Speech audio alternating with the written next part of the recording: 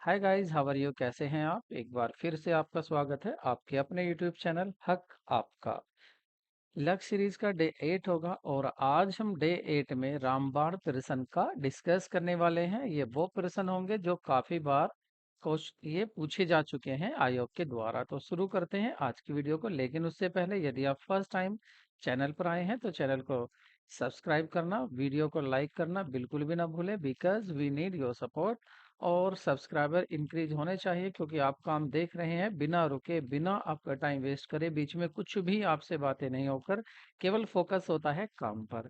कम समय में ज्यादा काम देने वाला आपको ये एक यही चैनल है मात्र। ठीक है, तो शुरू करते हैं वीडियो को। Let's begin.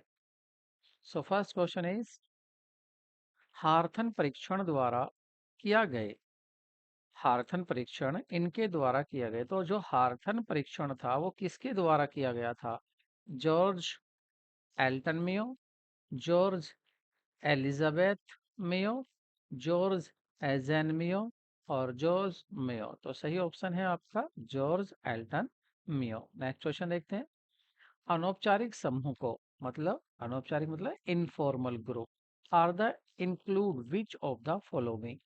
तो जो आपका अनौपचारिक समूह है निर्माण करने की व्याख्या करने वाले सिद्धांत में निम्नलिखित में से किन्हें शामिल किया जाता है? कौन कौन से सिद्धांत है जो आपके अनौपचारिक समूह के निर्माण में आते हैं?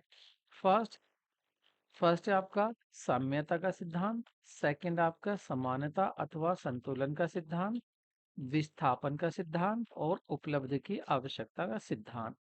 तो इसमें सही आंसर होगा आपका यहाँ पर ए भी सही है आपका, ये भी सिद्धांत और आपका संतुलन का सिद्धांत दोनों। साम्यता का सिद्धांत और संतुलन का सिद्धांत दोनों ही मिल यूज होते हैं आपके अनौपचारिक समूह में। तो ऑप्शन होगा आपका B, A and B both. Next question देखते हैं। निम्नलिखित में से कौन सा द्वितीयक आंकड़ों का स्रोत नहीं है? द्वितीय मतलब secondary data, sources of secondary data, which of the following is no are not sources of secondary data? साक्षात्कार, प्रश्नावली, क्षण, अप्रकाशित थीसिस, वार्षिक प्रतिवेदन। तो सही ऑप्शन होगा आपका ए, साक्षात्कार, प्रश्नावली और आपका अप्रकाशित थीसिस, ये सभी। साथ ही आपका नहीं नहीं ये अप्रकाशित नहीं, ये होगा सी क्षण। ठीक है, तो ए बी और सी ये तीनों जो हैं ये आपके ये प्राइमरी सोर्सेज हैं, प्राइमरी सोर्सेज ऑफ डेटा है। ठीक है, इंटरव्यू में डायरेक्ट आपसे क्वेश्चन पूछे जा रहे हैं, प्रश्नावली और क्षण। बाकी प्रकाशित थीसिस, वार्षिक प्रतिवेदन, अगर आप यहाँ से कुछ इंफॉर्मेशन कलेक्ट कर रहे हैं तो ये क्या होते हैं आपके, ये आपके सेकेंडरी सोर्सेज होते हैं। ठीक है, ये सेकेंडरी सोर्सेज होते हैं, लेकिन ये आपके प्राइमरी सेकेंड सोर्सेज हैं। तो ऑप्शन आपका डी सही होगा। नेक्स्ट क्वेश्चन देखते हैं। निम्नलिखित में से कौन सा टेलर द्वारा विनिर्देशित योजना कार्य के साथ संबंधित नहीं है? रूट क्लर्क, क्या रूट क्लर्क अपनी साइंटिफिक टेक्निक में टेलर ने जिक्र किया है? या time and cost clerk, time and cost clerk, या इंस्पेक्टर, या डिसिप्लिनरी? तो सही ऑप्शन होगा आपका सी, इंस्पेक्टर। ये इंस्पेक्टर आपका किसमें, ये आपका विनिर्देशित योजना कार्यों के साथ नहीं आता, मतलब ये प्लानिंग फंक्शन से ये प्लानिंग फंक्शन में ये नहीं है आपका क्या, इंस्पेक्टर। तो नेक्स्ट क्वेश्चन देखते हैं। The classical organisation theory rated organisational. तो जो क्लासिकल ऑर्गेनाइजेशनल थ्योरी है मतलब संगठन का परंपरागत जो परंपरागत सिद्धांत है, वो एक सिद्धांत को क्या मानता है? ओपन सिस्टम मानता है, क्लोज सिस्टम मानता है, या टेक्निकल सिस्टम मानता है, या मैक्रो सिस्टम मानता है? तो सही ऑप्शन होगा आपका क्लोज सिस्टम। जो परंपरागत सिद्धांत है वह बंद व्यवस्था मानता है, इसको, एक संगठन को। तो ऑप्शन आपका क्या सही होगा? बी सही होगा। नेक्स्ट क्वेश्चन देखते हैं। निम्नलिखित में से कौन सा तनाव के प्रबंध का तंत्र नहीं है? तनाव के प्रबंधन का तंत्र नहीं है। Which one of the following is not mechanism of managing stress? परित्याग, संज्ञानात्मक उपचार, कार्य समृद्धिकरण, या नेटवर्किंग। तो सही ऑप्शन होगा आपका रस्ट और परित्याग। के परित्याग एक ऐसा है, परित्याग परित्याग आपके प्रबंध का आपके तनाव प्रबंध का तंत्र नहीं है परित्याग। Next question, F W Taylor ने सैनिक जैसे फोरमैन किसे कहा? Military type of foreman. Two, किसको कहा? यूनिटी ऑफ कमांड को कहा, स्पान ऑफ कंट्रोल को कहा, डेलीगेटेड लेजिस्लेचर को कहा, विधान का अधिकार को, या डिपार्टमेंट को कहा।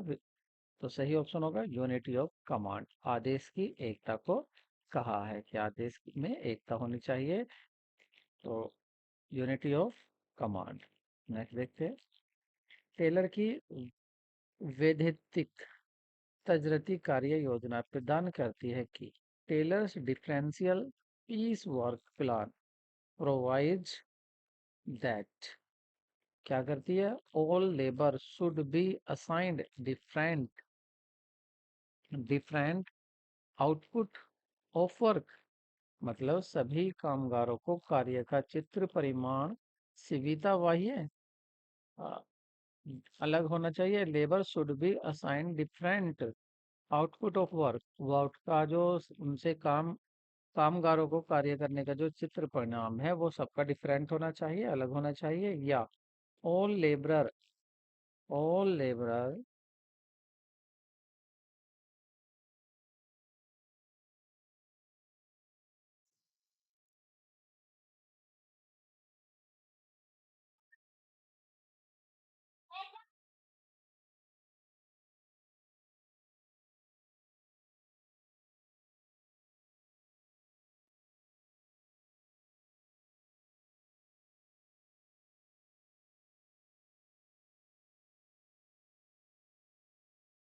तो इस क्वेश्चन को दोबारा देखिए, टेलर की बात कर रहे हैं यहाँ।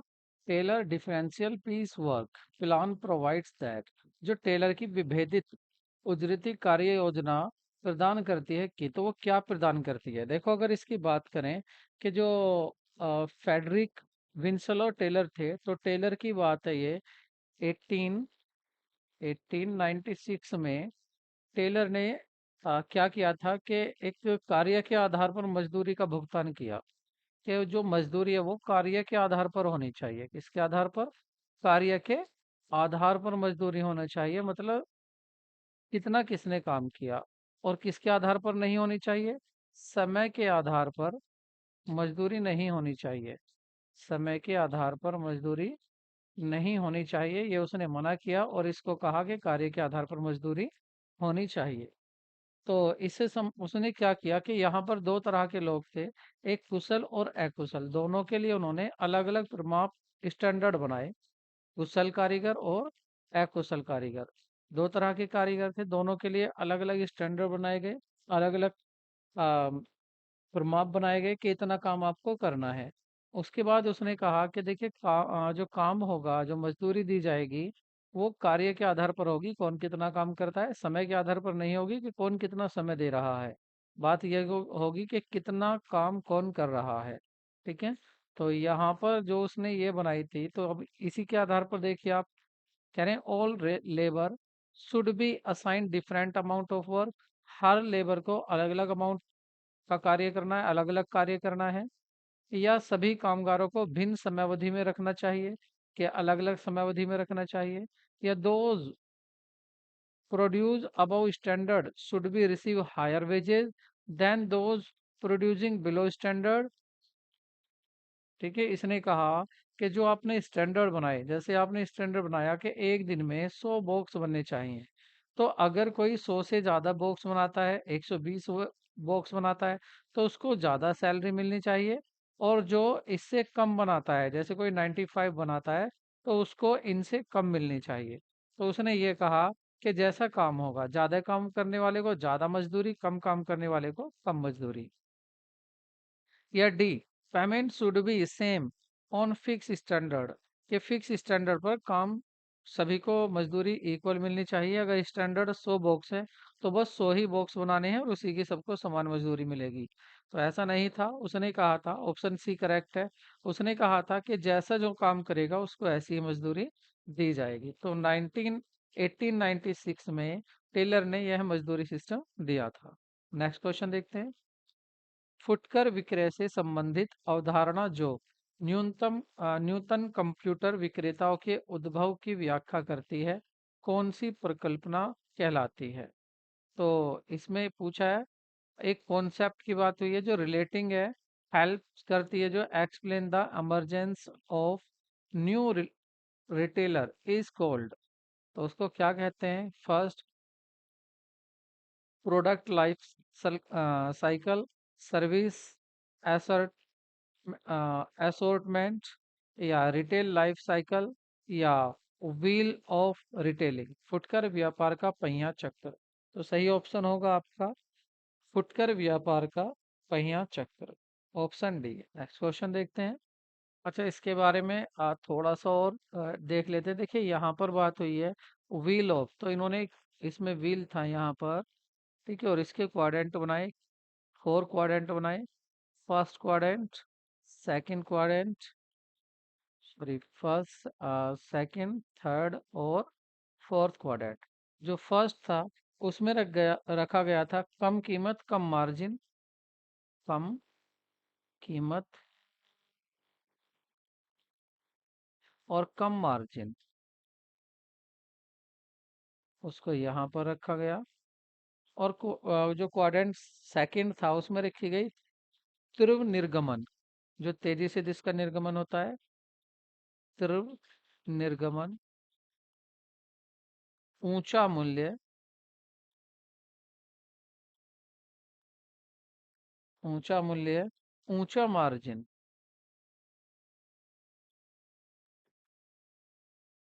ऊंचा मार्जिन, ऊंची ख्याति।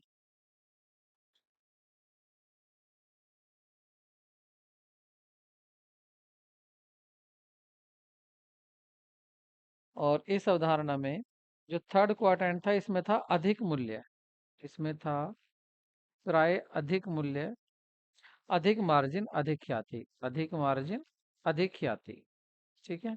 और फोर्थ में इसमें रखा गया था आपका क्वाड्रेंट में अति, एक नए बाजार में, अतः अंतः एक नए बाजार में प्रवेश करने वाले उद्योग को इस सभी प्रक्रिया से गुजरना पड़ेगा, ठीक है, सभी को इन सभी से गुजरना पड़ेगा, ठीक है, एक नए व्यापार को इन सभी प्रक्रिया से गुजरना पड़ेगा।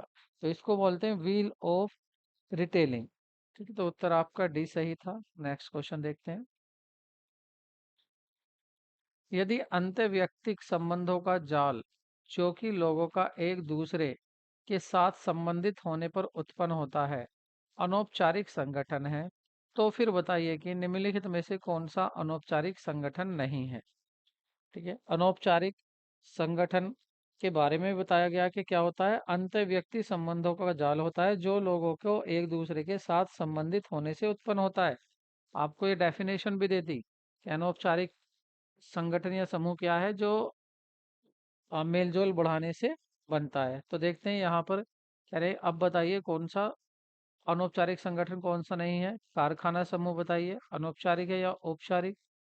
बताइए, ये इनफॉर्मल है या फॉर्मल? तो द मशीन शॉप ग्रुप, कारखाना समूह, तो कारखाना समूह क्या होगा? कस्टमर, ग्राहकों का समूह, छठी मंजिल समूह, शुक्रवार शाम की बॉलिंग गैंग। तो देखिए कस्टमर समूह इसमें नहीं आता है। नेक्स्ट क्वेश्चन देखते हैं। एकल स्वामित्व व्यापार में एकल स्वामी की जो देयता होती है वो कैसी होती है? माध्यम द्वयम होती है, मतलब सेकेंडरी होती है, सीमित लिमिटेड होती है, असीमित अनलिमिटेड होती है, या संयुक्त देयता होती है, जॉइंट लाइबिलिटी होती है, या प्रोपोर्शनेट लाइबिलिटी होती है, समानुपातिक देयता होती है। तो सही ऑप्शन होगा आपका सी, अनलिमिटेड। असीमित होती है उसकी देयता, इसकी एकल व्यापार में। निम्नलिखित में से कौन सा एकल स्वामित्व का लाभ है?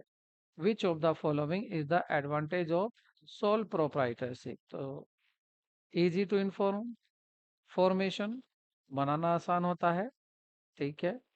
यहाँ पर हो रही है लाभ, फ्लेक्सिबिलिटी इन ऑपरेशन, ऑपरेशन में फ्लेक्सिबिलिटी होती है, मिनिमम रेगुलेशन होती है, ठीक बात है, या ऑल ऑफ द अबव। तो ये सभी क्या थे? ये सभी फायदे थे किसके? एकल स्वामित्व के। तो इसका मतलब ऑप्शन होगा आपका डी। नेक्स्ट क्वेश्चन देखते हैं।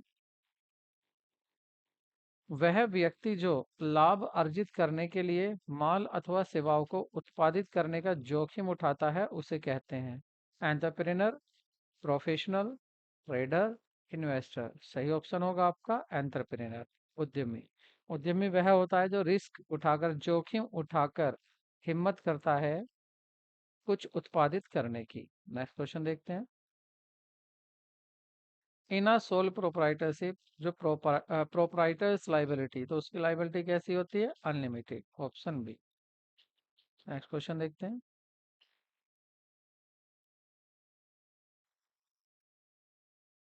प्रवर्तन के लिए युक्ति संगत अवसर को उचित प्रणाली, निष्पात, निष्पत्ति और प्रवर्तन के लिए युक्ति संगत अवसर और उचित प्रणाली करें।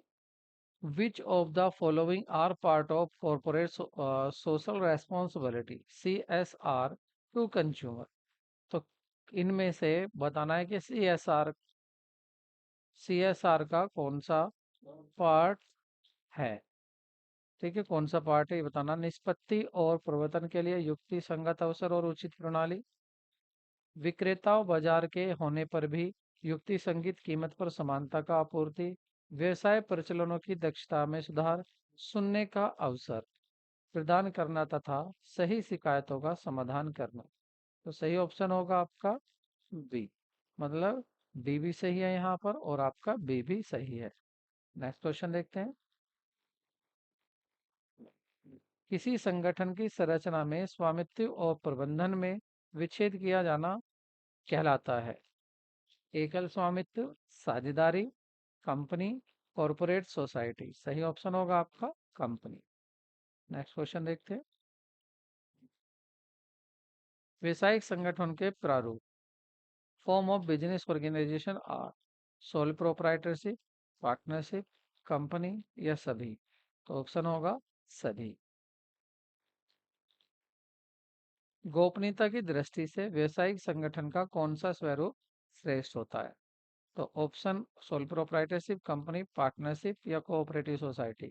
तो सबसे ज्यादा जो गोपनीयता होती है वो सोल प्रोप्राइटरशिप में होती है, एकांकी व्यापार में। Next question.